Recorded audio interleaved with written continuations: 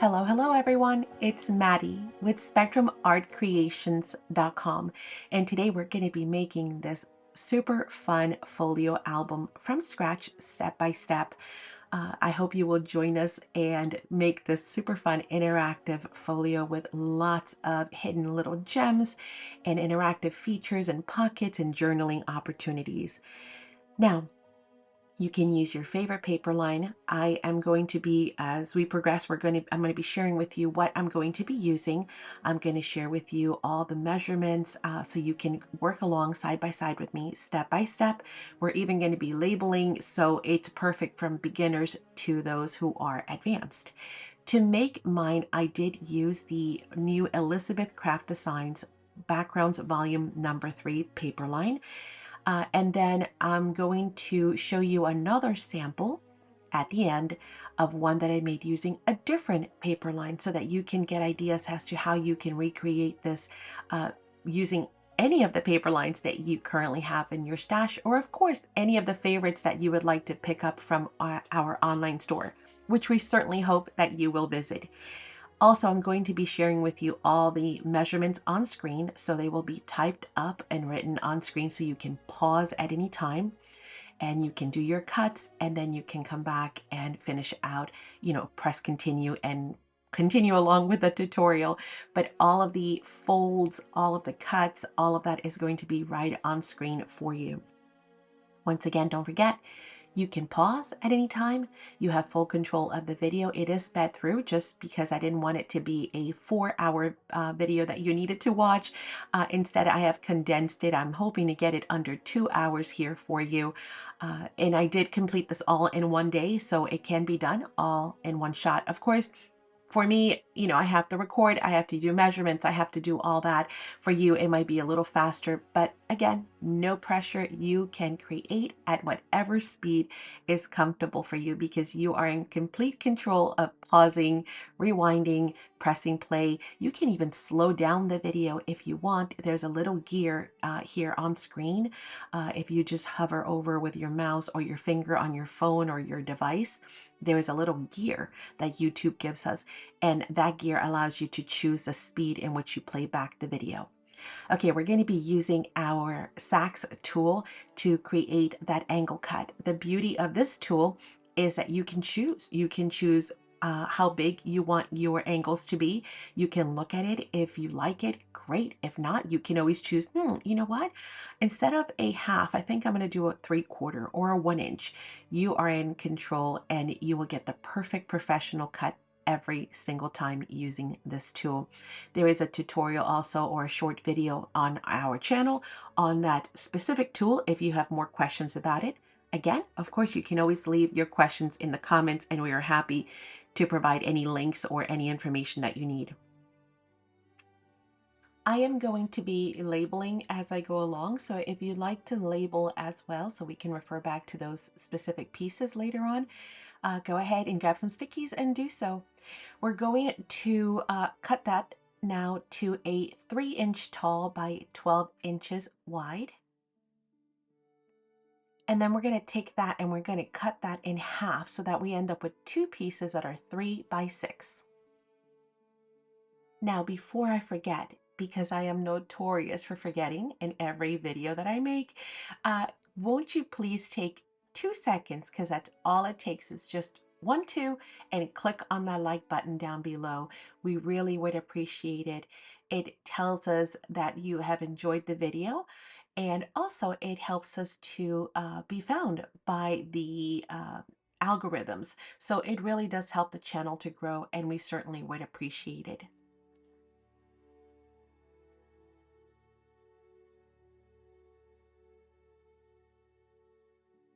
Now we're going to take this piece and we're going to cut it down to 6 inches wide. Once again, we're going to have 2 pieces that are identical. We're going to take one of those and we're going to trim just a little bit off so that we have a 4 1/4 tall.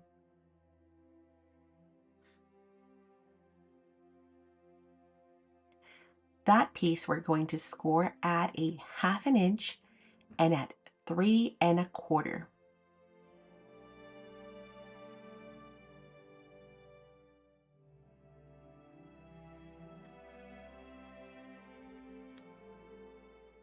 we are going to burnish that down, and then we will have a piece that looks like this.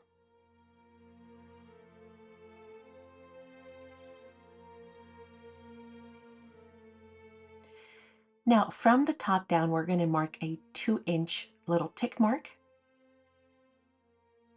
We're going to place that on our paper trimmer, and from that fold, we're going to cut to that 2-inch mark. So we're going to have an angle cut.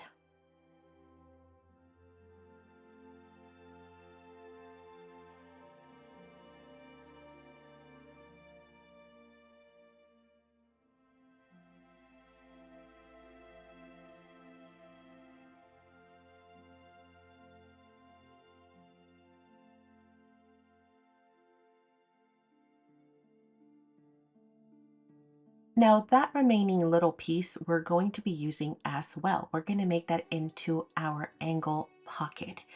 At first I thought, you know what, we're just going to put it off and bring it back later, but we might as well cut it and trim it down to 3 3/8 while we are here. Now, there is going to be a little fold on there, a little, crease mark.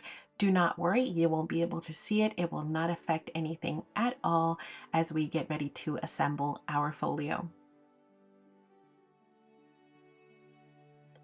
We're going to bring back that extra piece and we're going to trim that down to 2 3/4 wide.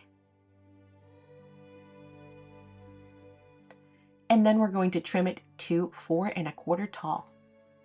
This is going to be the cover for our hinge, which we'll put together later, so it will all come together step by step. Now, after that, we need to think about the strap that is going to be our magnetic strap to hold in our pull-out pocket. And for that, we just have to decide, which of the sides of the paper that we're using we like best. We need a 3/4 inch strip. And again, this is going to be in a horizontal position, so I just have to think, do I want this darker piece right here or maybe this bottom piece? You pick your favorite and cut it down to 3/4 inch wide.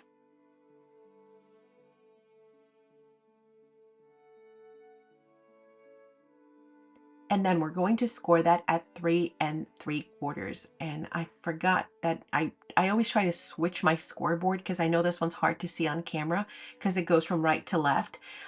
So I did bring back the other scoreboard just to show you the exact same measurement from left to right.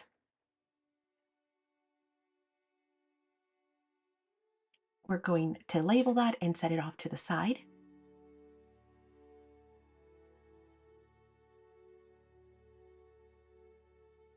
And then the remaining piece, we're going to cut into 3 pieces that are going to be 1 1/2 tall by the 3 1/2 wide, which is what it is anyway. So all we're doing is cutting it down to 3 identical pieces. Those are going to be our pockets later on, so we're going to label those accordingly. As you can see, I have designed this to have very little waste. So love it, because you can make multiples from just one collection. But now it's time to bring in our second sheet. So now we're starting with a full sheet again, 12 by 12. I'm going to cut a 4 1/2 by 12. And then we're going to score this. Now there are quite a few scores on here, so I'm going to just put them on screen. You can pause and take your time and score at your convenience, at your pace, and then when you're ready, go ahead and you can unpause and we will resume.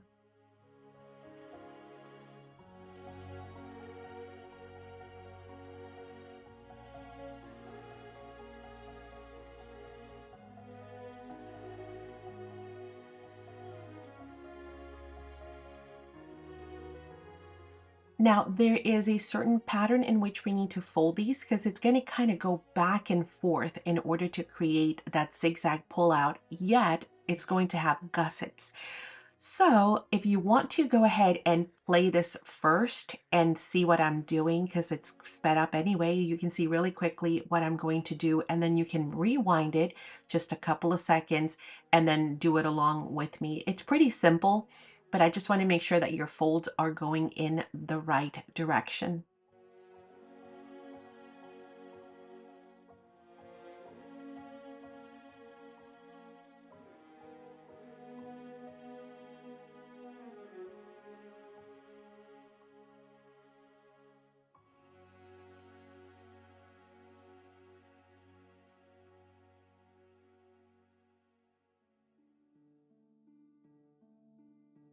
So this is our first signature.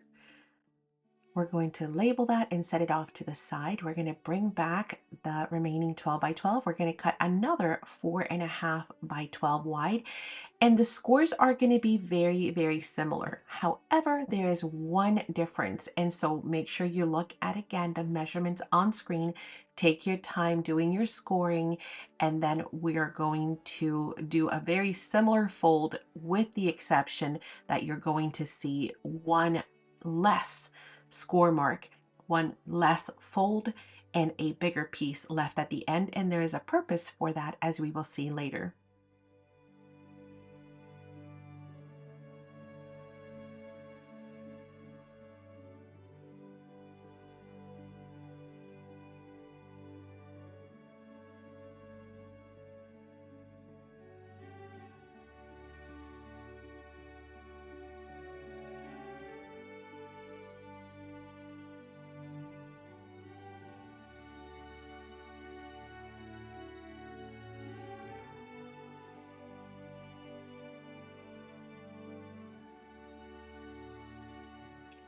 And now with that done, we are going to label that and set it off to the side.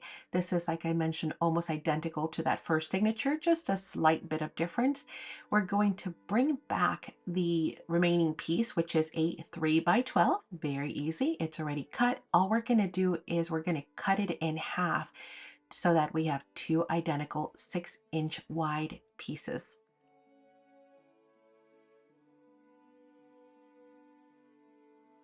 These are going to be additional pages to our little mini book insert. So we're going to fold these, and then of course you arrange them in whatever order you'd like.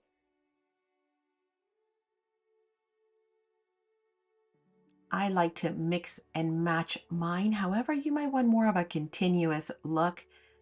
So it's just a matter of playing. And of course, it also depends on the papers that you're using. But you should now have 4 pieces that are going to make up our mini book.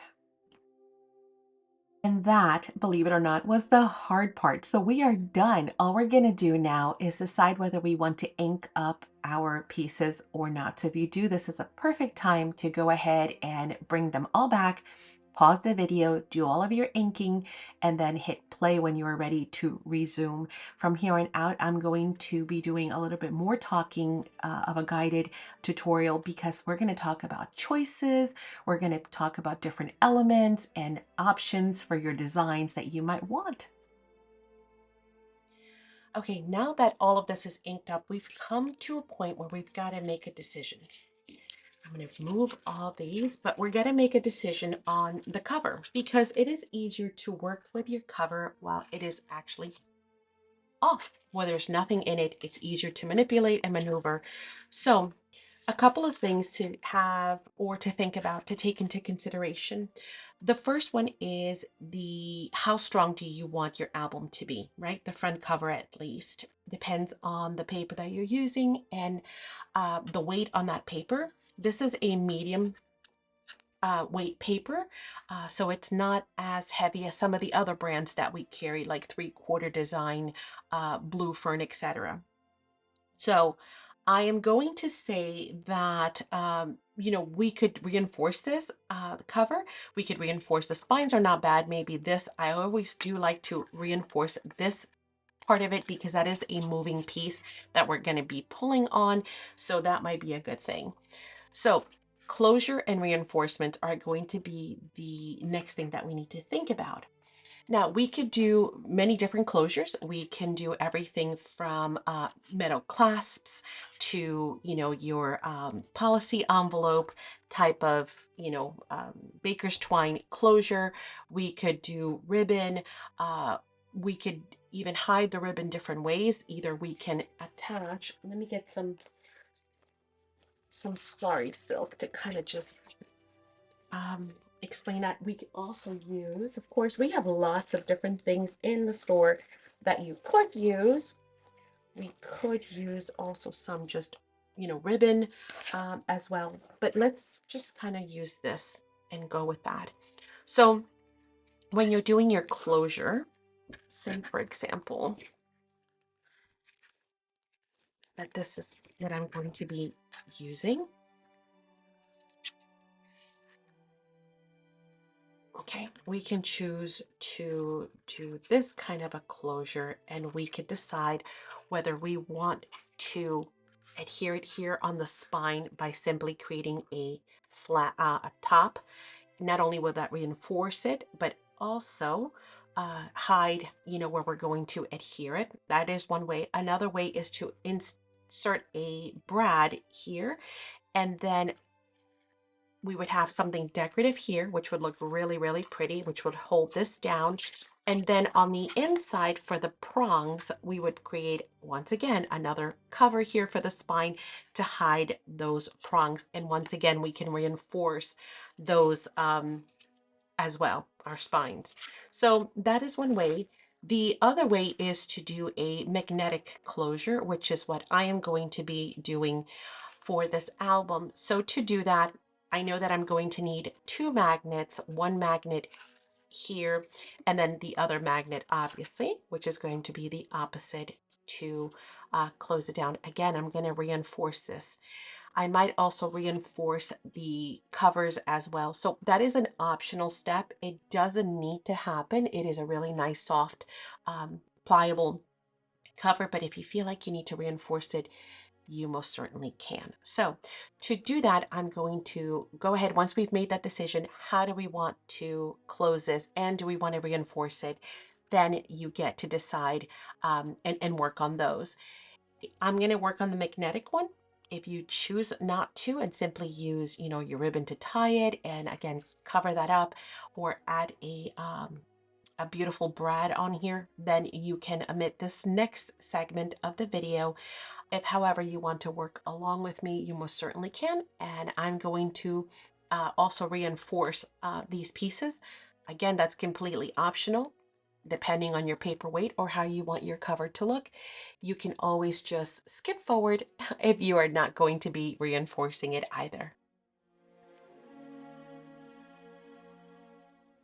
I have chosen this pattern from my collection in order to create my front mats. Um, there's so many choices, and as I mentioned, in the end, I'll show you another one that I made because they're just so much fun to make.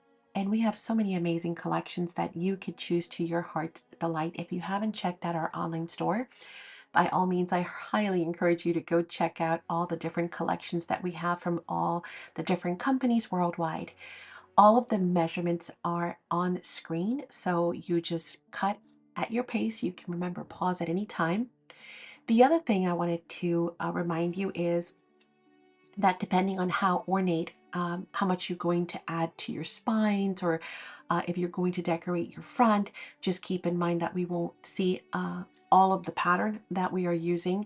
Um, you might just want it not decorate at all and just keep it nice and just covered with your paper and let the paper be the shining star if that is the case. Also keep that in mind to maybe pick, some interesting papers instead of something a little bit more matte. Again, there's so many options, so many different ways, and you can do this over and over again using this video. So you can choose all those collections you have. You can even use, some larger papers you're going to need, of course, for the inside, those like the cover piece and stuff like that. But for the rest, you can even use some scraps and, do some really fun collaging with all kinds of different papers and colors, and that would be super fun too. Or you could choose a theme. So yeah, or a specific person maybe you want to make this for, or a season. Because what if you want to maybe document your holidays? That would be fun, or a vacation. So the other thing I wanted to remind you is don't forget that you have the ability to also reinforce it on the inside. So if that is the case, if your paper's on a thinner side, or maybe if you choose a more neutral piece of paper and you want to give it more pizzazz or more elements of interest, you can go ahead and create mats for the inside as well. And to do that, all you would do is double up everything that we are doing here. Just instead of excuse me, one back cover, you would create two of the back cover mats and then four of the spines, etc. For the flap here, for the closure, no matter what, I always add two. One, just because it's, again, a reinforcer. And then I'm going to cut another one for the inside as well. And the reason for that is to hide our magnet. Now, if you are not using a magnet, you might still want to reinforce it because remember, this is something that we're going to be kind of grabbing onto every time we open and close the album. But it's a total choice. If you do not feel that that is needed, then you could just probably do one cover or no covers at all. I'm doing two because I am going to show you how to do the magnetic closure. So in case you want to follow along with that, you can.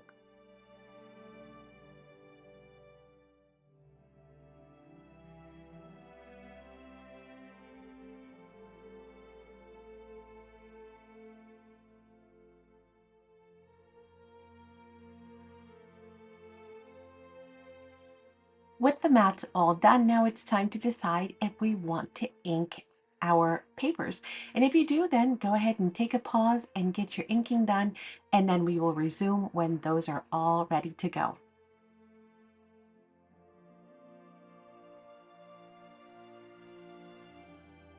Mats all done, we're going to set aside that inside cover, that one for the flap, as well as the front cover. Those we're going to need to leave for last because we need to hide our magnets. I am using here my precision glue press, which is what I'm showing you now on screen. And that, of course, is one of my favorite tools to use. Once again, any questions that you have on anything that we are using, any of the tools, any of the products, any of the measurements, make sure you leave it in the comments down below or just your ideas and thoughts because we like to hear what you guys think as well. We love your feedback.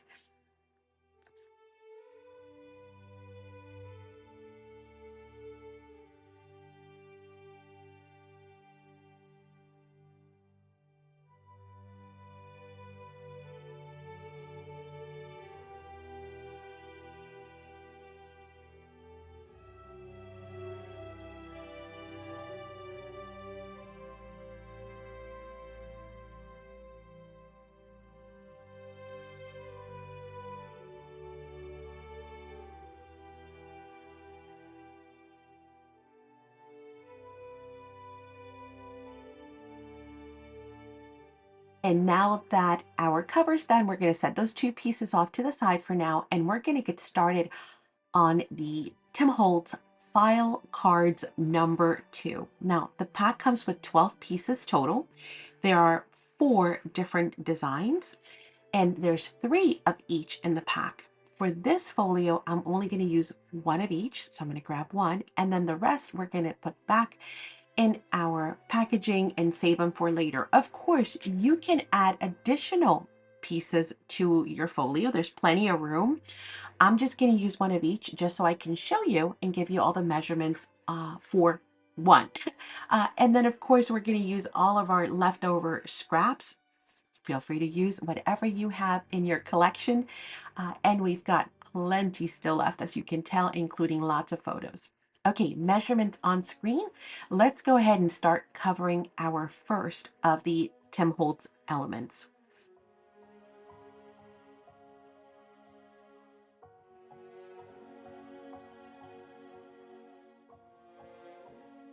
I am starting with the window pocket because I find this one to probably be the most cumbersome one. Not cumbersome, they're all pretty easy, but the one that needs a little bit more explanation. What I did was I opened up one of my pieces that was included in the pack to use as a template.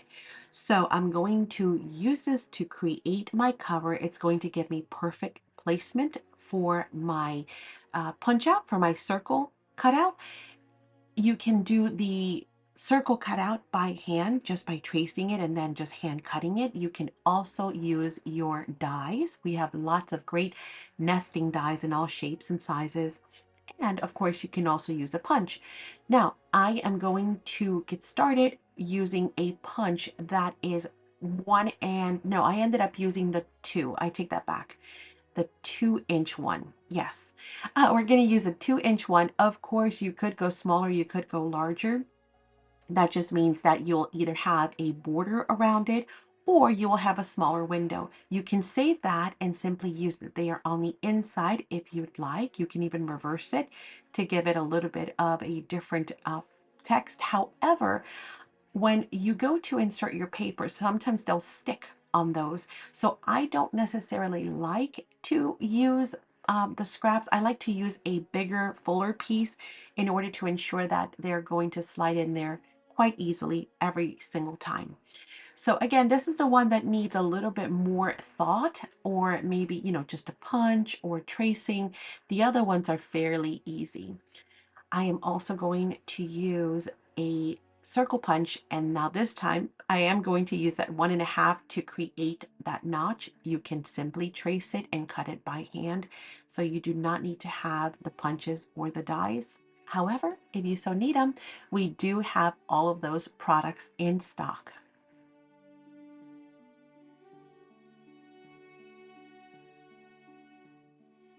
Now I'm going to be using a bigger piece to mat the inside of my pocket. As I mentioned, I like to do this so that nothing sticks. So that's going to get adhered, and it's going to make sure that everything slides in and out of that window pocket very easily without necessarily getting stuck on anything. So that's what I meant. And you could use any piece of scrap. It's not a big piece at all. I'm just deciding now which one of these I want to use for the back piece, which is going to cover the full panel, hiding that notch as well from the back, because we're going to use that later to either decorate with a photo or maybe even to journal. And another idea is that you could add vellum or acetate to that window. It would look absolutely lovely to do so.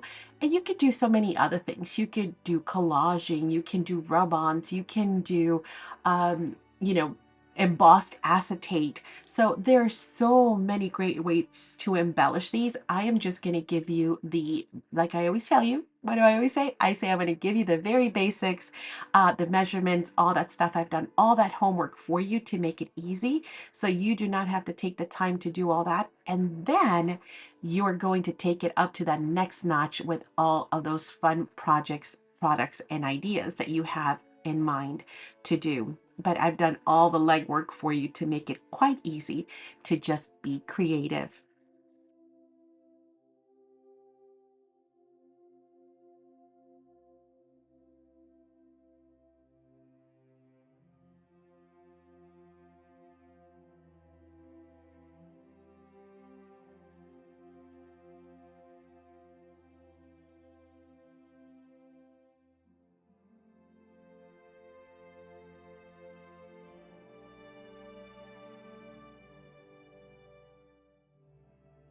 You will notice that I did not adhere the back piece, so we're going to leave that for later. We're going to ink everything, have it ready to go, but we're going to set it aside and instead move on to our zigzag pullout. So for that, we're going to need 7 total pieces. The measurements are on screen. We're going to cut 7 of those. You could decide whether you want to mix and match. I decided to kind of use this paper, which has got the lines on it. I figured that'd be kind of fun to be able to journal and write, because we've got lines if we want to. Or, of course, we can add photos, memorabilia, ephemera, pockets, or anything else that we want to embellish it.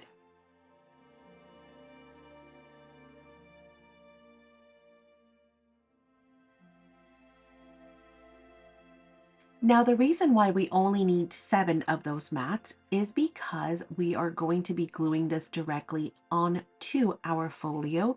So one of those pieces we're just going to glue directly on, which means that if we mat it, it's just a waste of paper. So we only need 7. I'm going to show you here on screen exactly how we're going to cover these. On one side, we're going to add all the mats, all 4, and then on the other side, only 3 will be covered. So just take a look on screen and I'll show you exactly how that's going to work out.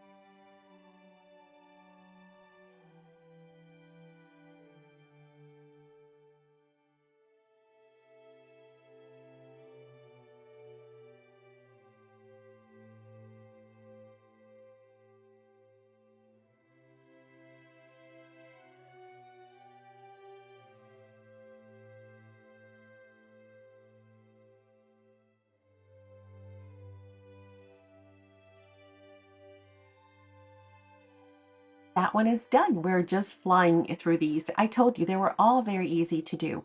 Okay, let's move on to the library pocket. It looks just like this. It's got a little pocket on there, and these are very, very easy cuts. Super easy. Just look through your scraps. Again, we have plenty of scraps, so sometimes it's more of a question of it takes me longer to figure out what do I want to use than the actual cuts themselves because the mats are very easy. Okay, let's pick our favorites and then we're going to have the measurements on screen. Let's get that library pocket done. Now I've given you measurements. However, technically this could be shorter because all you need for it to do is cover that opening there at the top. So if you have a scrap that is shorter, maybe even like a 2.5, just barely over 2, that'll work as well. I just so happen to have this piece, so I used what I had because I didn't want to do another extra cut. But anything shorter will work as well.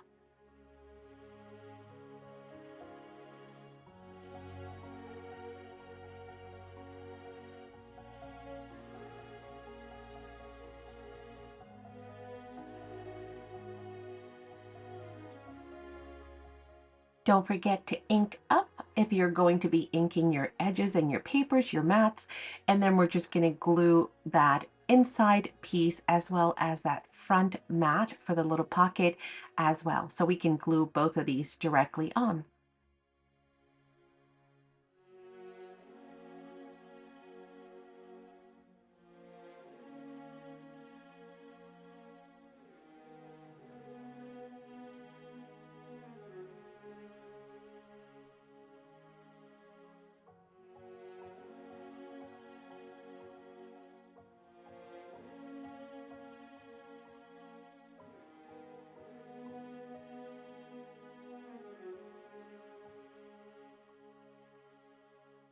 And that was super easy. It is now done.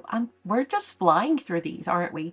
And this next one is also very easy. This is the little envelope with the little flap. It's almost like a little policy envelope with a notch.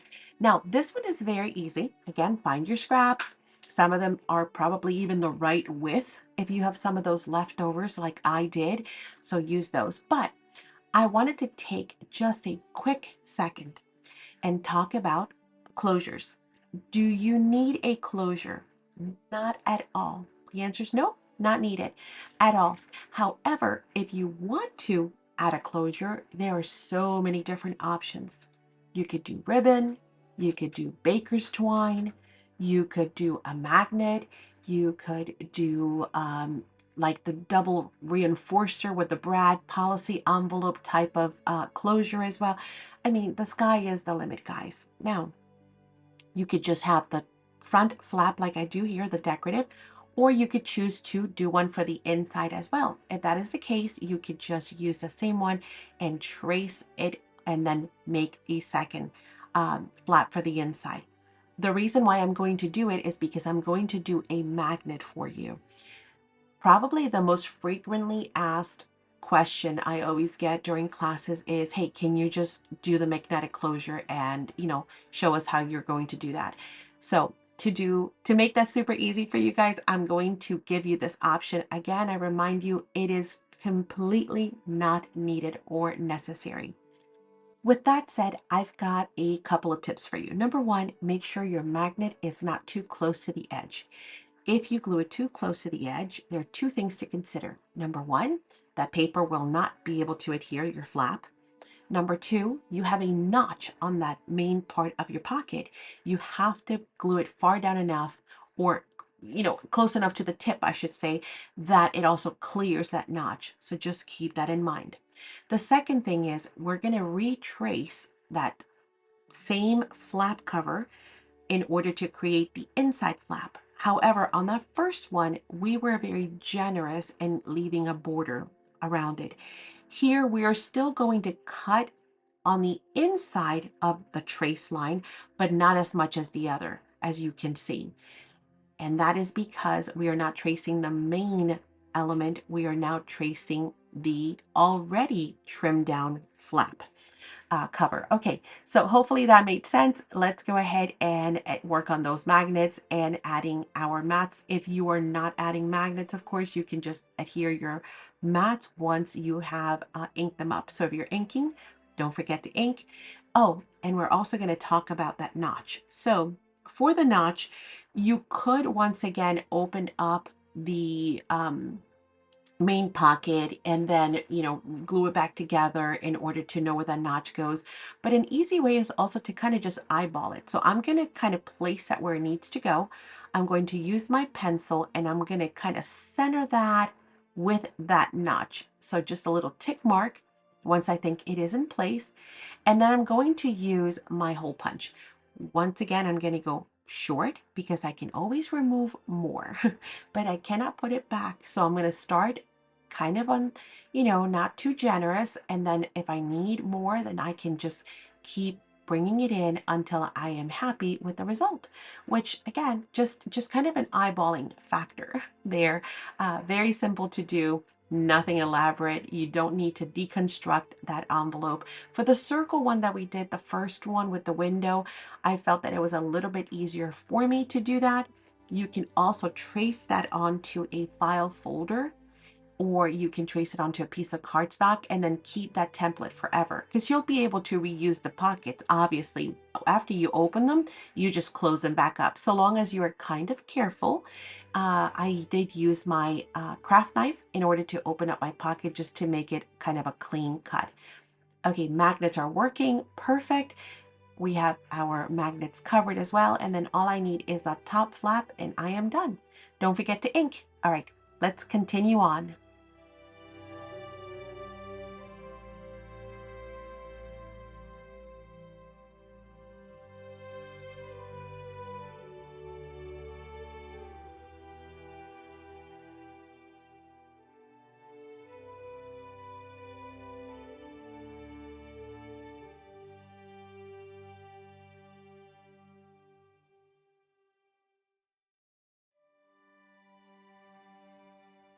Okay, now that we've got all of our pieces ready to go, we are ready to continue on to, let's call it part two.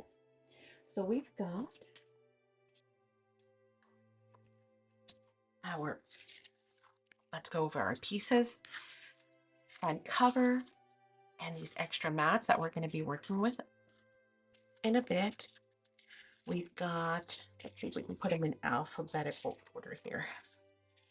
Where is my B? Here we go. We've got B, which is the mini book. We've got C1 and C2, which go together. We've got D, and D and E will go together. So those are, let's put them like this, so it makes more sense. Then we've got some extra little pockets that we've cut. We've got the angle pocket and we've got a strap. Now, in addition to that, we've got all of our Tim Holtz pieces ready. We've done the library pocket. I'm sorry, not library pocket, the coin envelope. We've done the library pocket. We've done the accordion pullout or Z fold, however you want to call that. We've also got our windowed circle pocket, and that stays with this, right? So let's keep those together. So now we've got all of the pieces that we need to go ahead and assemble our beautiful journal. You guys ready? Let's put this folio together. Now, once again, if you want to stop now, if you haven't inked, go ahead and do that. If you want to just, if you decided that, hey, yeah, I'm inking all along, but maybe you missed some pieces, you can go ahead and take a look at that now. Like, for example, yeah, I did ink that. So just kind of take a look. If you're going to be inking, it's a lot easier to do now while it is pulled apart before we actually start building it and putting it together. Okay. Now, we are going to start with, let me put all these right here away for a second. So let's get rid of the Tim Holtz. Let's get rid of even the signature pieces, D and E. Let's keep C1 and C2. Get rid of the mini book for now. We're going to keep these pockets. We're going to keep the strap, and we can get rid of the angle pocket. So what you should have is your cover, your C1 and C2, the strap, and those little mini pockets. That's all you should have. Now, this can be put together in any order that you preferred. However, again, that's what prototypes are for. I learned that it's a lot easier to put this together while you actually have an open cover than trying to finagle with it afterwards once you put all of the other pieces on the inside. So here's how we're going to do this to make it very, very easy. Number one, don't lose these two pieces, right? Let's go ahead and keep those. Actually, if you have a paper clip handy or something, just kind of clip those and put them off to the side, but don't lose them. Let's grab all of these right here. Again, remember, our closure is going to be on the right hand side, so always keep it that way so everything is facing in the right direction. And what we're going to do is we're going to start with this right here. So we can get rid of that sticky and this right here. So C1 and C2. So you'll notice that this is the exact same height as this. So it's a great way to hide that hinge. So what we're going to do is we're going to add adhesive on the inside of this, and then we're going to glue this on top of it. Once that is in place, when we open up our accordion, number one, it's going to be nice and reinforced. Number two, you're not going to see that hinge, okay? But don't glue it to the cover yet. We're just going to glue these two together. That's all. So we're going to open that up. We're going to add glue. You could use your score tape, whichever adhesive you prefer. And then we're just going to make sure that the text is right side up. It's kind of hard to tell because it's not like really, really, really text or numbers. It's more like hieroglyphics. So we're going to glue that on there. Again, making sure it pulls out nice and easy. Nothing is sticking. The back is going to look like this. It's going to have the hinge, and that's perfect. Okay. So we've got that far. Now we're going to go ahead and glue the strap. So grabbing our strap, that's going to be next. And the reason why we're doing it this way is because you don't want to glue this in place and then realize after the fact that you went too far to the left, too far to the right, and now you've got to pull the whole thing apart. So the strap is a little extra long. I designed it that way for two reasons. Number one, because we can always trim it if we need to. And then number two, because you don't want to be too short as far as the magnet is concerned. Now, I know it's kind of hard to see because of the paper that I'm using, but my score line is here, and you really want to be mindful of that score line when you're gluing this down. You want to come as far as you can up until that score line without it being an issue for it to fold. So just be mindful not to go this way and then realize, uh-oh, I glued too far. And then the other thing is we have the ability at this point to decide how far up or down we want to move this. So if we know, and here, you know what, let's do the pockets now. That way we can just kind of decide from go. So, which side? I inked both because I honestly wasn't sure once I glued this in which side I was going to like best. But I think I'm going to go with this side. I kind of like that really, really grungy feel to it. So I'm going to go this way. Yep, this way. So we're going to adhere this on three sides, left, right, and bottom. Oops, kind of over glued.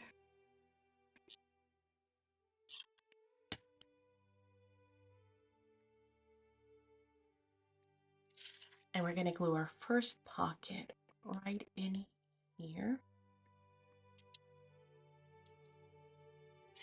Okay, and then you can decide. You have three pockets. You can decide if you want one here, if you want two of them here.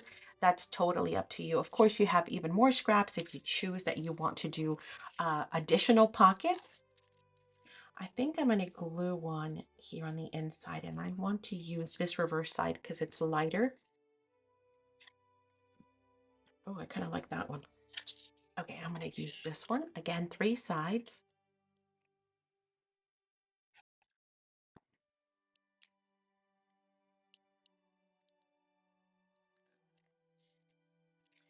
And then I think I'm going to add one here. Nope, that's too much alike, so we're going to go this way instead. This is the fun part of being able to mix and match.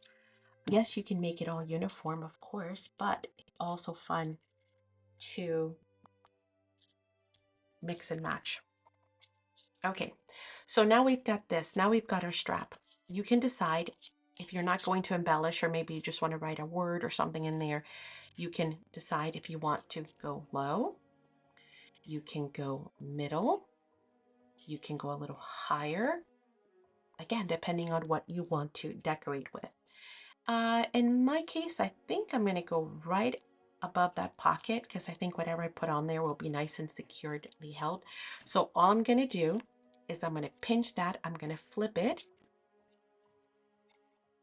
I'm going to add my adhesive to the back, and then I'm just going to adhere that down.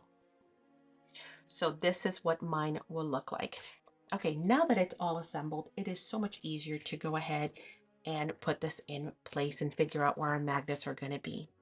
So let's bring our magnets in and let's decide how much I'm going to need to trim off of this. Because again, I purposely left it a little longer just in case you wanted to move further left, further right. I'm going to trim. I need to have enough room, by the way, and that's another reason why I did it this way, is I am not sure which size magnets you're going to be using. So yours might be wider than mine. You might need more room. You might be using the teeny tiny ones, right? Like these, for example, the Nellie's Choice ones. These are teeny tiny, so you might not need all that much room. So if I'm going to have, again, there's my, I'm looking for my fold line. I'm going to move up just a bit. To do this easier for you guys on camera, I'm just going to hold that like this with a clip. And then my magnet is this wide, so I need at least to put that there. So that kind of tells me how far out I want to come with the strap. So I think I'm safe to say that I can trim this, and you can take this to the trimmer if you want, but I'm just going to snip it. Again, I'm going to go under just in case. Nope, a little bit more. I can always take off more, right? But it's kind of hard to add after the fact. I mean, I'm sure we can always figure it out. Now, another tip. I like to leave a little extra because I'm going to purposely kind of, you see what I'm doing right here? Pulling it back. Not a whole lot. I'm going to flip it on its side so you guys can see. I like to bring it in just a little bit. Why is that? Well, because it allows for stuff to be added in the pockets. If I make it really, really taut like this, and it's super, super tight, right? It's just flat. As I add stuff on here, it's going to bulk out. And as it bulks out, it's going to be adding additional pressure on the magnet. So if you notice, I cut mine to pretty much align with my cover. And then I'm going to pull back just like 1/8 of an inch to create just enough of a little space in there where I can tuck stuff into the pockets and not worry about the tension on my magnet. Okay, so those are those really fun tips that, do come in handy at a later time. All right, so I'm pretty happy with that. So what I'm going to do now is adhere my magnet. Now we're going to be reinforcing it, and you want to have enough room on all sides. I should just grab my tweezers. I do not know why these things today are not behaving. Usually you stick to that instead of this, and I don't know, not today. So I'll add my magnet. Again, I'm coming in just a bit because I want to add some sort of reinforcer there. Do you have to? No, but I like to. So I'm going to give it some space. Don't forget to retouch up after you inked up. Now, if you just want to use your extra forte glue, like I wouldn't trust these. These are more like to hold them in place. I wouldn't trust that to hold my magnets for life. If you use your extra forte glue, then you can pretty much guarantee those magnets are going to stay there. However, I still like to reinforce mine. So this is where all of those scraps that we had come in handy, because you can choose to come in and add just a little something on there, right? Now, this was, do I have anything that's the right width? No, none of these, they're too wide. But we can use kind of like this one with the text.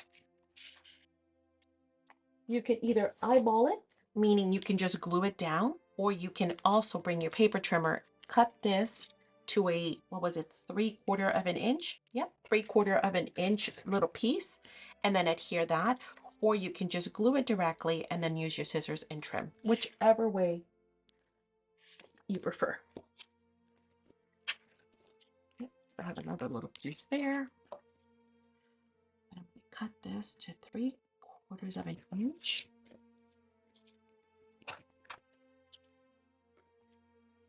I'm going to ink it up.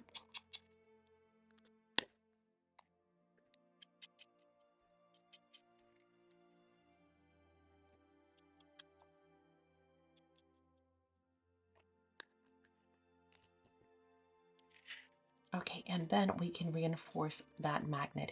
Of course, you could cut a whole nother strip if that's what you prefer, to just have this, but honestly, it is more than enough. It's not going to have a whole lot of tension on it because we made sure to take care of that.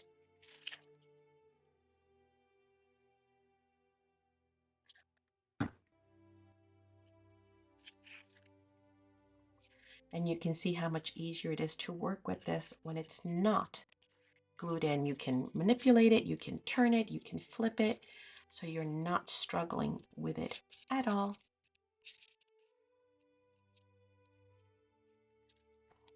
I really like that two-tone thing we've got going. I wonder if we should do another two-tone in the front. Do I have any other scraps that I could use? I have plenty of scraps. I really, really like that.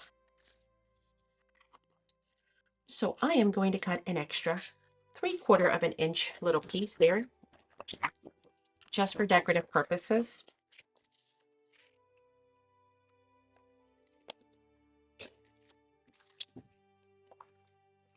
And it also helps to reinforce it, so it doesn't hurt. Is that too long?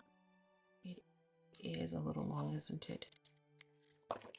You know, in retrospect, I think I would have done 5/8. I think this might be too narrow for me to try that now, but we'll try it anyway.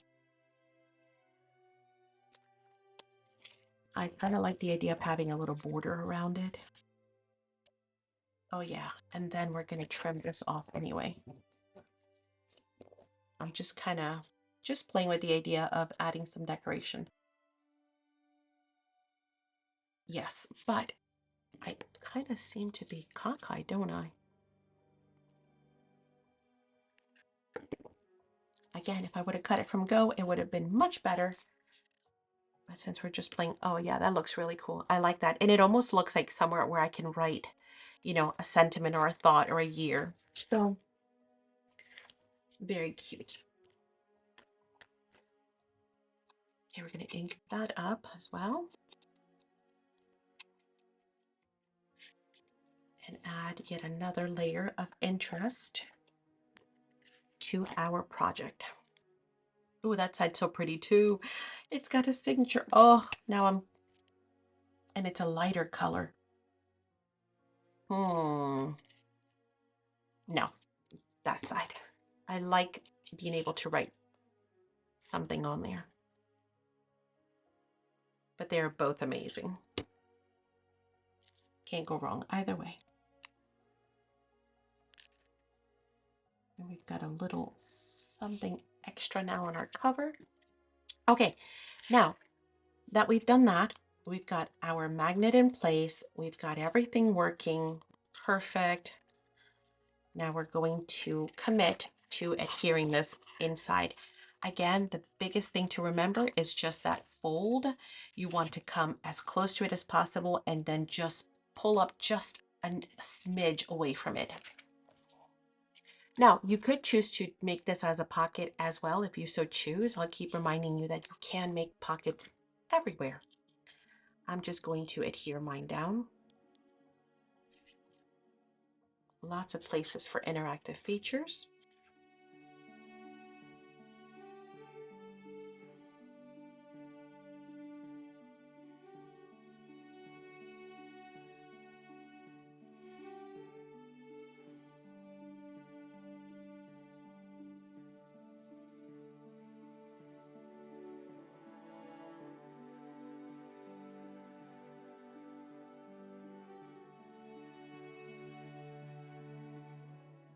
And then we're just going to drop the magnet, let it self-attract, add our glue dot. We're going to remove that backing. Of course, you could also use a drop of extra Forte glue. And then remember to allow a little bit of puckering, right? So that you have enough room for growth. And now we're going to need a scrap piece of paper to cover that magnet. If you use extra Forte glue, you do not need to do this because it'll be there on, be on permanently. And of course, the width of your paper is going to depend on where you've placed your pocket. So just kind of cut it to size if you want to hide that magnet, reinforce it. And I just think it adds a little bit of a decoration as well. So that's also fun to add additional little elements.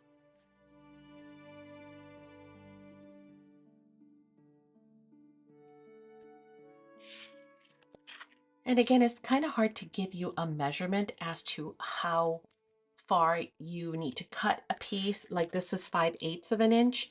5/8, just about, let's see.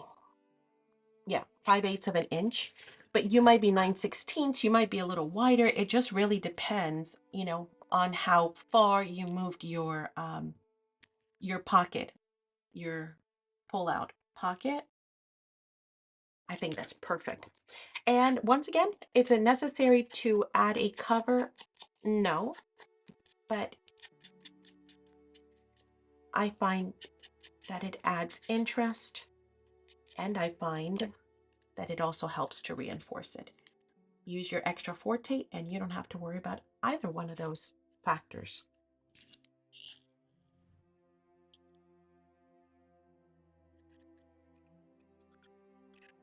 You can also use E6000. We carry both in an online store. They're both excellent permanent adhesives. Okie dokies, and there we go. We've got our magnetic flap with plenty of room for growth and adding all kinds of extra goodies in there. Okay. All right, let's continue on. Okay, now let's continue on with our signatures. We have D and E.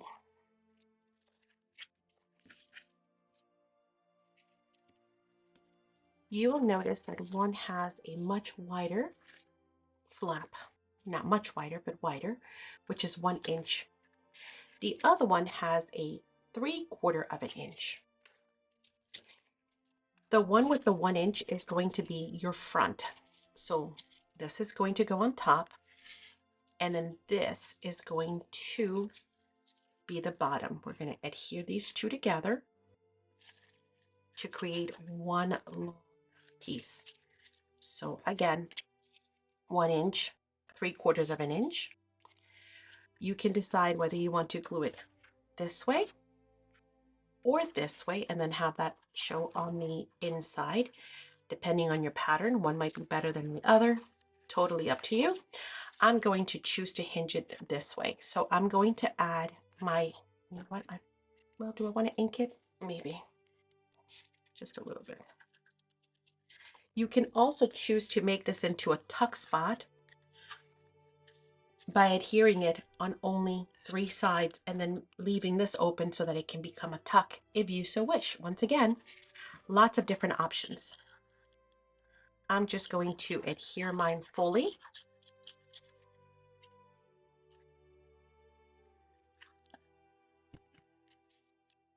Once again, leaving that 1 inch on top. I'm going to grab this and simply adhere it. Oh, let me open it so you guys can see it. And I'm just making sure it's leveled left and right, or top and bottom. I'm going to open it up, make sure that it's also not on the way of that hinge. And we now have one long accordion style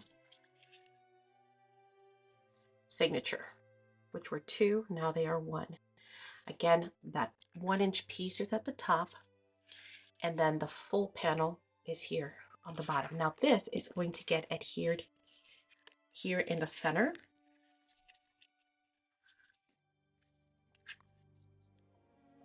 Okay, so you want to fold it, making sure that you have distributed your left and right about evenly. It doesn't have to be perfect, but you can obviously see if it's crooked, if one side's got more than the other. Now, also, you have the choice of making this into a pocket. In this case, I am going to choose to make this into a pocket. So I'm going to add glue to only 3 sides.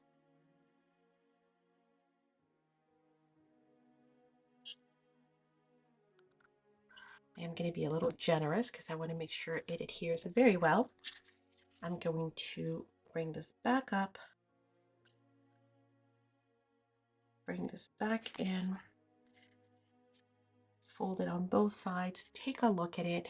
I know it's kind of hard for you to see because of the angle of the camera, but I'm looking at the bottom here, and I'm going to check out the top. It looks great. And then I'm going to, and this is why I like to use the liquid adhesive, because it allows me also a little bit more time to kind of just play with it. Sorry guys, I have to bring it a little closer to myself.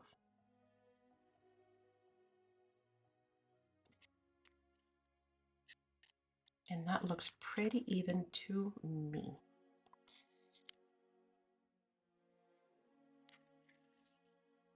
Check it one more time. All sides look good.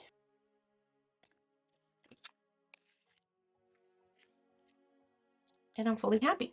So now I can commit to pressing down on that so that it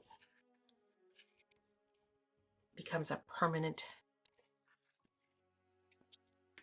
fixture. And then we can see that we still have lots of room for this to grow. That's why I designed it with such a wide spine. And I also have a little gap here so that we have room to expand that way as well. So we now have our signature with a pocket. Now you could have notched this too if you wanted to. I want to make it a hidden pocket. And now we've got our mini book, our angled pocket left, and all of our awesome Tim Holtz pieces as well. Now it's only a matter of you deciding how you want this to look. So I'm going to configure mine a certain way. You could choose to do that. Of course, you can change them all around. You have so many different places to add all of your decorations and elements. I'm going to adhere this to the front right here. So for that, I'm going to add my glue.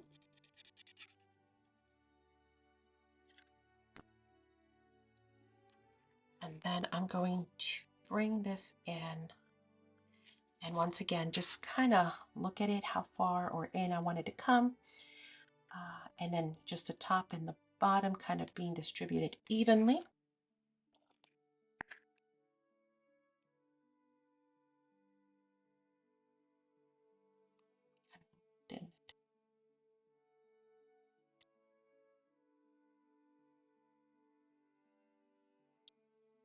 That looks pretty good. I'm trying to see on camera. That looks pretty good.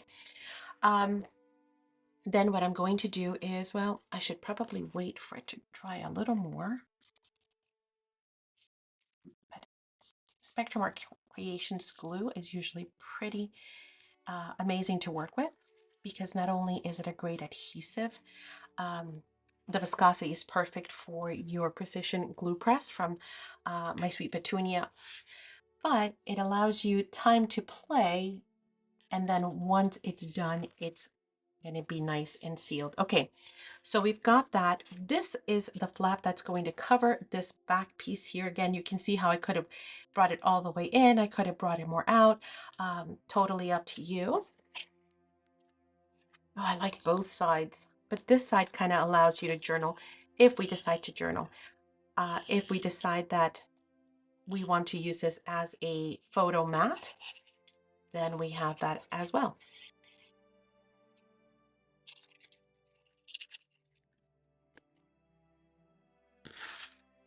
And then I'm going to use the pocket itself to help me align this. And now we have a really pretty back as well as our functional front. Now, again, how do we want to configure this? Well, I'm going to choose to open up on this side. I'm going to bring my angle pocket and I'm going to place it right in here. And to do that, I know we have a little fold here. Don't worry, that's not going to be an issue.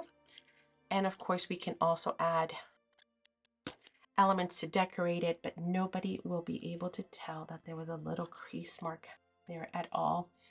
And it gives us the opportunity to use everything and not have lots of waste. I mean, we've hardly had any waste whatsoever other than a few little strips of paper. So we've got that pocket there. Then I'm going to bring this over one more time. You know what? Well, it's okay. We'll do it in a different order. I was going to do my book third, but I missed. I kind of glued this on this one instead of here. No biggie.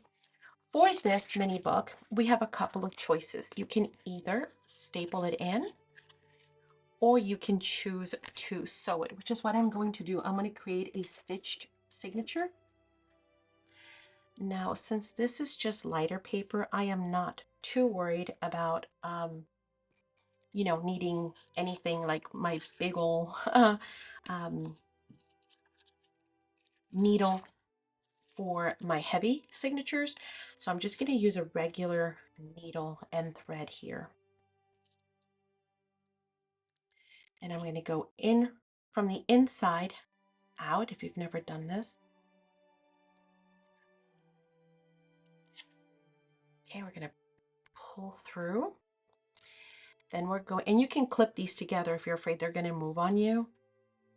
Then we're going to come from the outside in towards the top.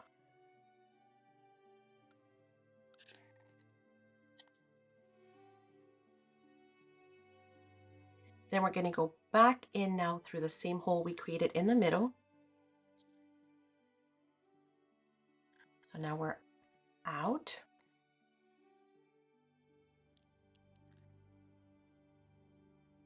Uh-oh, did I just kind of put myself through?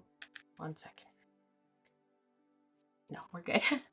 And then we're going to, from the outside, in through the bottom.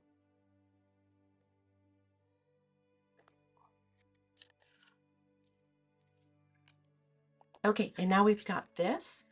And so now what we're going to do is we're going to tie this off.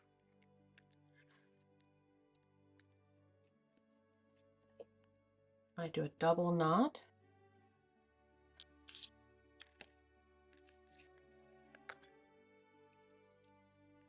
And then we're going to snip that off. And we've got our little booklet. You know, I didn't even check to see if the pages were all facing the right way. They are. Okay. And we can choose whether we want to glue this here or here. And again, you can choose whether you want to make any kind of a pocket. I'm going to adhere it on this side. And I'm going to make a pocket. So I'm going to just glue that last page on 3 sides. Now you can also make this a magnetic little book that clips in place. You can even just use a clip if you want and clip it into place. So a lot of different options. Again, lots of play with these little books. Okay, and we're going to leave that there to just adhere for a second or two. And then in the meantime, while that dries for just 30 seconds, we're going to start thinking of where we are going to place the next remaining pieces. Okay, I think we're pretty dry now. That feels pretty good. I'm going to just press down on it real quick. Okay, and then, all right, so far we've got this flip, we've got our mini book with a pocket, we've got the angled pocket. I'm gonna go ahead and let's see, let's flip over. We've got something cool already happening there. Let's flip over to this side, why don't we? And let's decide, what do you think? Let's do the, should we do the accordion? So many great choices. See, I don't know. Or let's do, I'm thinking I want to do something here on the base, and let me think what that may be. That looks good. That looks really good. That looks good as well, but I'm thinking I really like that one. So actually, you know what? I changed my mind. Again, see, you can just have lots of fun here on the base. Now, let's not forget that this is a hidden pocket, right? So let's kind of keep that in mind and not, you know, give it some room. Again, this is where you could have created a notch as well. Do I want to make this into a side tuck pocket? Why not? We can. So let's glue this on 3 sides. We could have done a top loading pocket as well if we wanted to. So I'm going to bring this over a little bit more. So it's not going to be distributed evenly. I have less on this side than I do on this side. And that's just so it makes it easy for me to tuck stuff in there. I'm going to hold that for a second.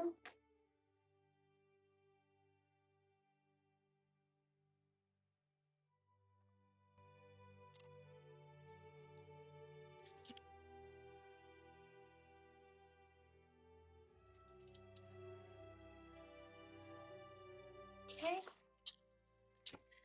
And then let's flip over to this side and decide where we want to distribute these two.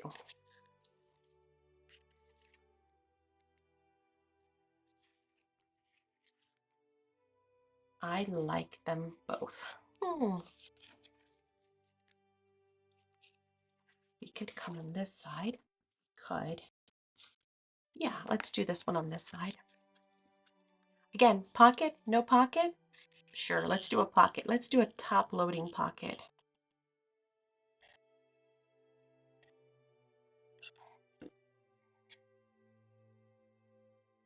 I'm going to come down a little bit more. Again, not distributing it evenly because I want to tuck some stuff on the top. So I'm just going to leave a little extra room there at the top.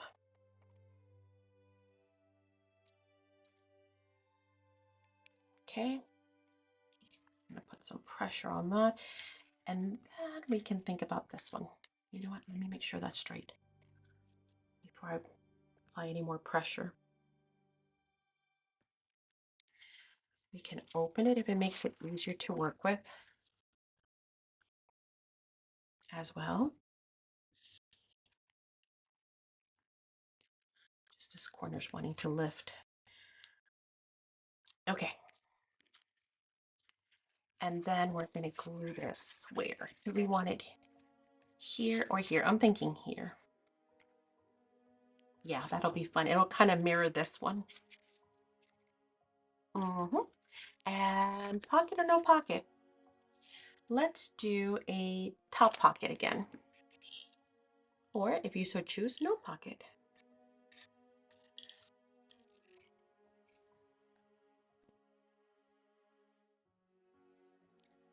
Again, I'm going to bring it down just a smidge, leaving a little bit more room at the top. Let that one here. This one's done. Make sure everything looks good when we go to pull out, except for we've got a little excess adhesive there.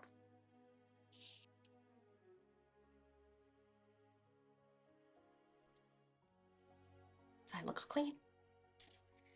Okay. Take that out. So this is what we've got. We still have tons of extra room in there. Now we are ready for our cover. So let me find the front cover.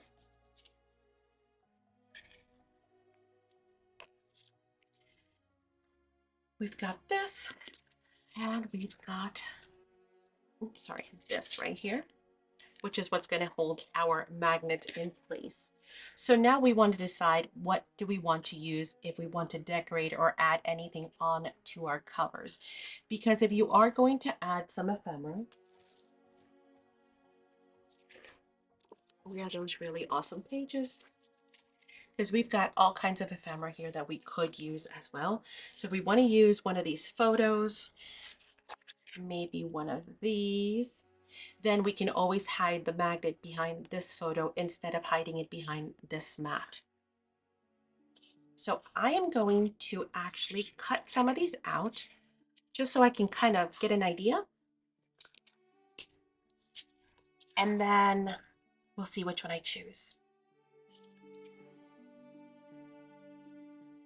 There are some great photos as well as sentiments and quotes in this collection. So I'm just going to play around. It's super fun to just mix and match and see how things would look. You can add all kinds of other extra items from your stash. Of course, check out our online stores because we have so much ephemera, everything from laces to metal to plastic to brads to eyelets to mixed media to clips. I mean, you name it, we've got it.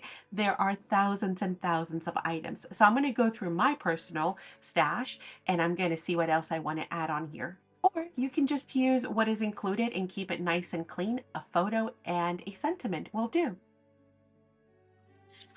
Okay, so I think I've got my decorating elements that I want to.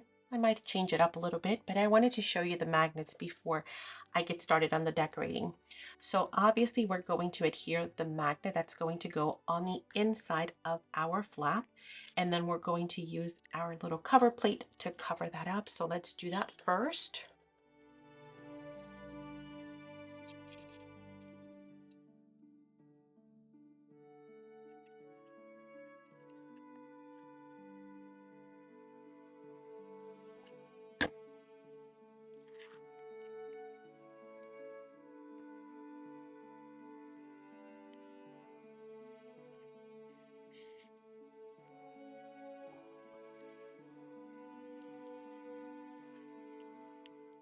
You notice that I didn't glue it too close to my edge here because I want this to be able to adhere down. Actually, I feel like I didn't add enough glue here. Let me put some in there. It's better to have a little extra than not enough. Okay, and that way we have enough of a bite with the paper because the magnet is not going to stop that from adhering. Okay, so once we have done that, we now have to think, and this is why we wanted to kind of get an idea on our decorations. If this is going to be here, say for example, then the magnet, I mean, they're strong enough that it's not a problem. Again, I'm not sure which magnets you're using. Obviously, I'm using good quality magnets. Not sure if yours are strong, maybe on the weaker end. Because of that, if I'm going to be doing something like this, then my magnet would have to go through both layers. For these magnets, once again, that is not a problem. However, if I decide to add some chipboard, for example, right, on top of it, well, that's a lot to go through because chipboard is pretty thick. So keep in mind what your decorations are going to be.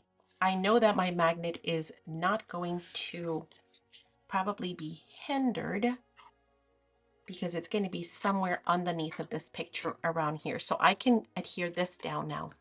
Now, don't forget, you can also do all kinds of fun features here. You can create little flips here if you want to, right? So you can have either bonus little flips there if you'd like. You can hinge them even with some lace. That would be really pretty. So you can get super creative. You can create extra pockets. So if I want this to be a pocket, I can even notch it here at the top or notch it here on the side. Always keeping in mind that magnet, right? Being careful that I'm going to cover that magnet so nothing starts going in the pockets and obviously jamming up against my magnet. But just lots of ideas.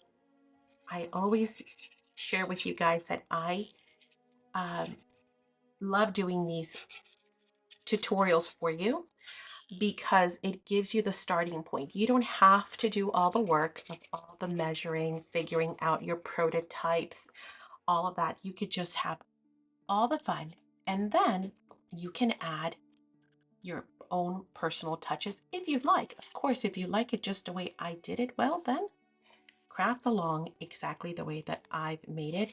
And your first one, usually in your case, is going to be kind of like that prototype for me, right? Where you're kind of just making the first one, trying to see what you'd like, what you would like to move around on the next one, getting those ideas and inspiration. Okay, now remember, we don't want to push this all the way in. See, remember we have a gap and it's intentional. Also remember that you don't want to be too taut because once again, you want to give it, enough there.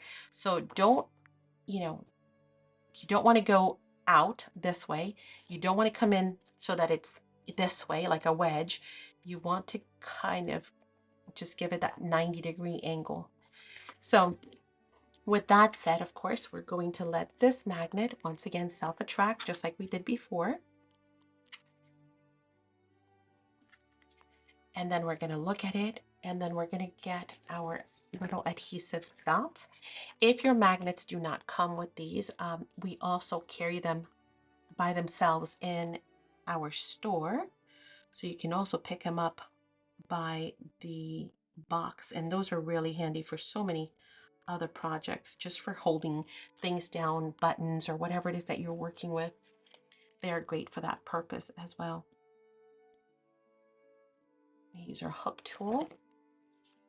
And now I'm going to come in. Again, this is a removable dot, so I am not too worried if I need to move it out. I'm just kind of trying to ascertain that 90-degree angle. And when I think I got it, I'm going to press down. I'm going to look at it again. I think that's pretty good. Look at that. Going to gently open that up. And now we are ready for decorating, whatever layers you're going to put on top of this right here. So that I wanted to show you the magnet component before I get to decorating. Of course, we also have the inside to add some stuff to the pockets if you so wish. We have got plenty of ephemera to also work with and add on to those pockets. We might have to trim some of them down, but I think they'll look at that, just perfect. Isn't he just adorable? So we have lots to play with to decorate on the inside. I'm going to at least decorate the outside, and then we can come back and talk about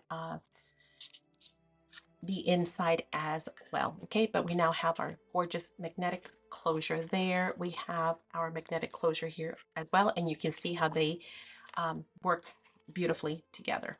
All right, let's decorate this, and I will be right back. Here is the decorated cover. I have collaged some elements on here and layered them up just to add a little bit of interest to it, and of course make it seem like it's kind of like a vintage journal. So I've also added some what we call mixed media elements. Not necessarily is all mixed media difference in colors or a difference in, texture paste and stuff like that. Mixed media can also be the combination of adding things like paper, chipboard, metal, lace, fabric, because that is different mediums and we are combining them. So in this case, I have added all of those elements. I have a little bit of lace here. I've got some chipboard. I've got some metal. I've got, of course, some paper elements as well. But what I wanted to point out is chipboard, because sometimes we take chipboard for granted, and I wanted to cover that with you guys. I am a true believer in using chipboard for quite a few reasons. The first one being that it really lends or adds to your composition, adding a different texture and adding different heights. The other one is that because of the nature of chipboard, if you're not familiar with it, it is a thicker, reinforced, almost laminated cardstock. It is quite thick, as you can see, so it's not something that bends easily. It's very sturdy. I love adding these to my compositions because they also work as closures. And I've done several videos and projects showing you how I use them for like closures on envelopes and stuff like that. In this case, it is not necessarily a closure, but it's almost like a pull tab. So in order to not continue to stress the paper here in the corners, I have raised my chipboard. Okay, and now it acts as almost like a pull, like a handle for me to be able to open my uh, little journal here. So the folio now opens up this way. Yes, we have the magnetic closure, so it's always going to revert back to that. But again, love using chipboard. So I highly recommend, if you do not have chipboard, we have tons of it in store. We have different lines. If you haven't checked out our ephemera section, by all means do that. And I love combining like different collections, because sometimes I want a frame from this one, or maybe a clock, or maybe here's an awesome pen or pen set. I think there's also some nibs in this collection. Some like love letters would have been great here as well. Uh, so again, different lines have different elements, and I just love mixing and matching them. Whatever works, right? And they are so much fun. Like there's so many things that you could do. So let's take a look at, once we open this, what I have done is I have used also another piece of ephemera and some chipboard in order to create yet another pull for this flap. So I'm not having to pull from here. I can just use this as a tab to open up my folio. And again, just, chipboard lends itself. Oh, hang on, there's another little piece here that I didn't pop out, but it lends itself for you to add to your compositions, adding some great textures and unexpected type of, reinforcers as well. So moving on from chipboard, just kind of wanted to show you how I've done that as a little handle for my closure. Oh, give me 1 second, sorry. I forgot to silence my phone. So on this side, we have our magnetic closure. I have reinforced it with a little piece of paper there, just in case. But I'm going to show you another composition there in a second. You could even use chipboard to create a pull for this as well, right? I have added some cute little pockets just using all the remnants that we have. I made some tags for the pockets, and I made them in different sizes just so that they kind of, have a small, medium, and large, enough to journal in and to have some opportunities for adding photos as well. That will magnetically close. On this side, I have created a little tag here, and of course we also have that beautiful photo. So we can add more than 1 or 2 or 3 elements into the pockets. We have plenty of room for growth. Slide that photo down. Then when we flip over on this side, I didn't do anything to my little book because I don't know again what we're going to be doing, but I did create a little tag here to remind us that, hey, there's a pocket there. Don't forget, it's a little hidden pocket, and we can add some other memorabilia there as well. And then here on this side, we have our angle pocket. You guys remember, and all I've done was I've added some of the photos there because I love these two. There's so many pretty photos. Excuse me. But I've also got like a double tag. I've hinged it with an eyelet, and so we can still journal here, journal there, journal, but they are hinged together. I thought that was just a fun way to be able to add some more elements on there. Here, I created a boo-boo when I was opening up this pocket a little bit because I love to stretch my pockets so that, you know, things kind of go in and out a little easier. Over time, they'll stretch even more because paper has give, of course. It will stretch out. But I made a little boo-boo and then I thought, okay, great. It's an opportunity for me to go ahead and bring in, you know, something and create a little tuck spot in there. So now we have, I need a smaller photo. So now we have a cute little tuck spot in there where we can add elements. In here, I didn't do anything fancy. Again, not sure what we're going to be doing, but I added a little, just a little bifold. That's it. Just enough to journal, add a photo or some dates or memorabilia, and then stick it back in there. Nothing fancy smancy. Here, in order to remind us that we had those two pockets, I went ahead and created some journaling cards to tuck in there. Okay. And then, and again, at first, just remember that your pockets are going to have a little bit of, they're going to be a little tight. Eventually, they will stretch out and give. Okay, then we're going to flip over to this side. Again, I didn't add anything there because we could add a photo. We could add maybe a photo on this side and then journal on this side, or create yet another little like hinge flip and all kinds of fun stuff. So I left it blank for the recipient. And then here, what I've done was I've added a little photo, a small tag, and then again with the remaining pieces, just to remind me that there was a pocket back here because I almost missed it. I used one of the remaining scraps. Use that, remember that circle that we had punched out from here? So what I did was I doubled it up so that it was nice and thick. So it's more like a tab now. Again, I don't like to waste anything. And then I added one of the chipboard pieces, left it open on the bottom. So now it becomes almost like a little mini clipboard if I want to add something in there. But it tucks up in here and it just has this really great way of handling it and grabbing it without adding too much stress to the paper. Because again, I have my chipboard piece on there. So that takes on, you know, that extra stress. Then here we have just our little flip out, right? Which I didn't do anything with again, because I wasn't sure.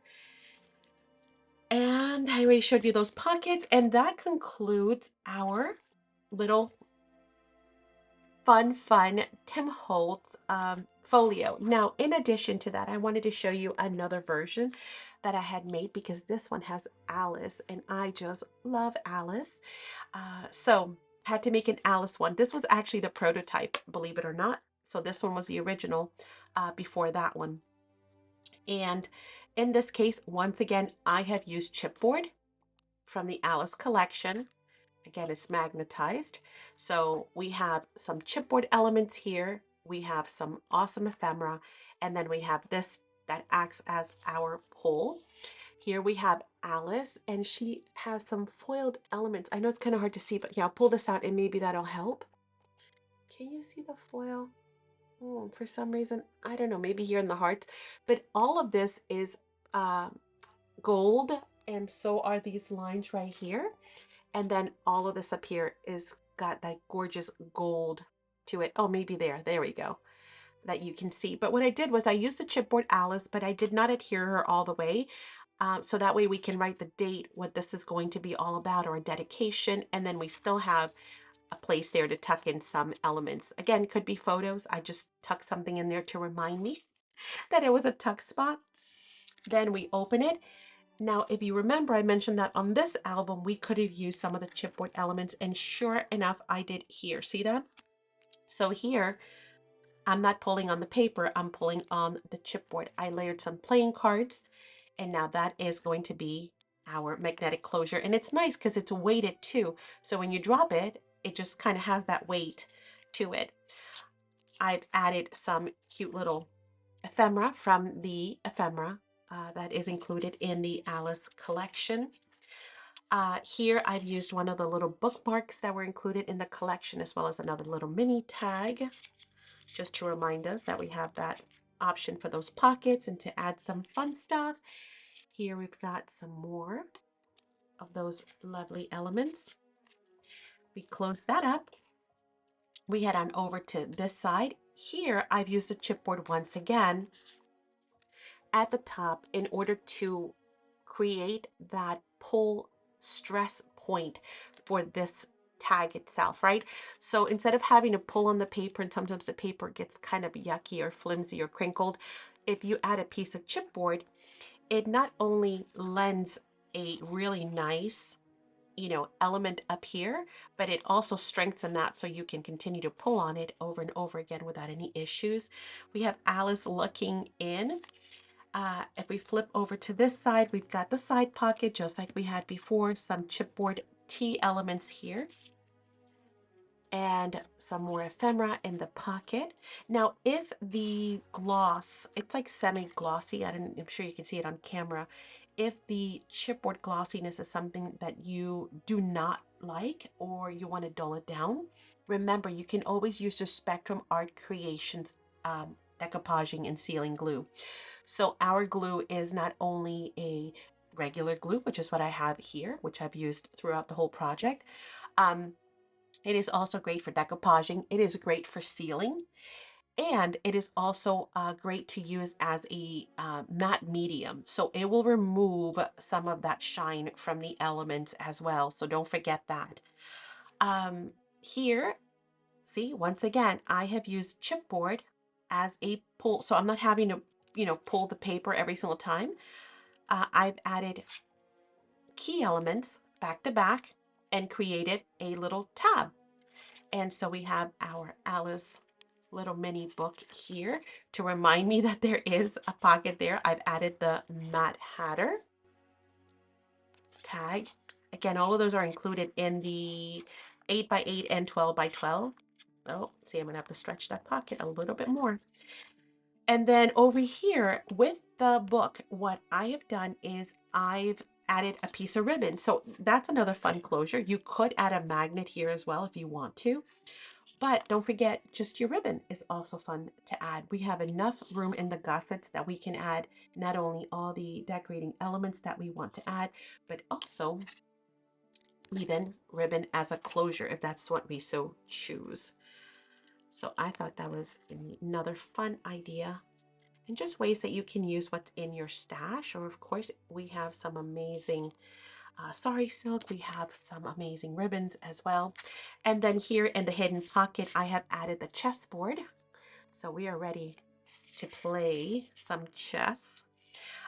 We flip it over and we open it to the other side. We've got our library pocket with some cute ephemera.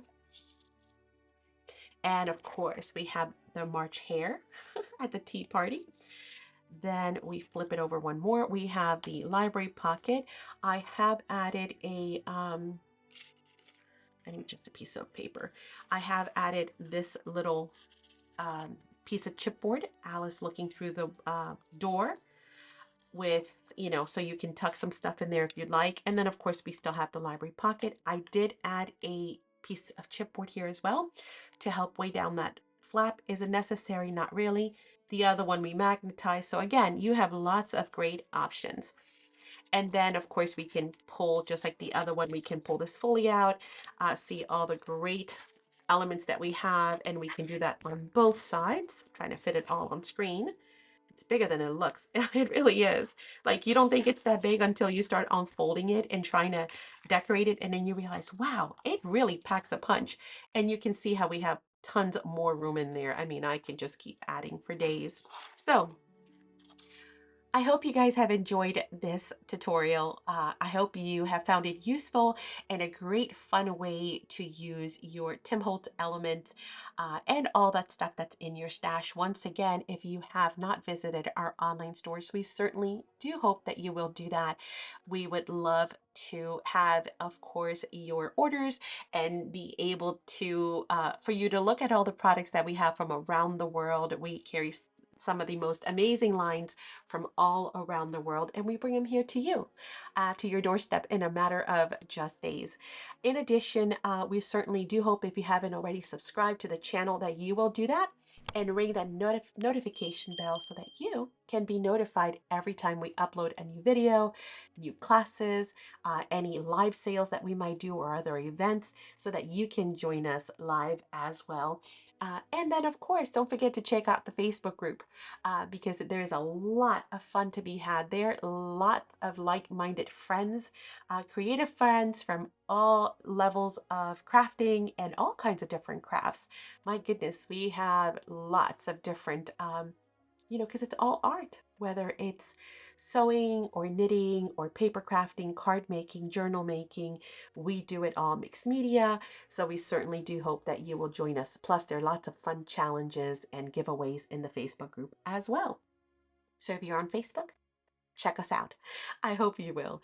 All right, I'm going to leave links in the description box for all of the Facebook groups, Instagram, all that fun stuff, the online store.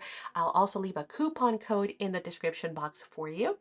And we certainly hope to see you on this next video so that we can continue to craft along and have some more additional fun and, hey, hopefully some additional inspiration for your crafting needs. Thank you so much for joining us. We'll see you next time. Bye.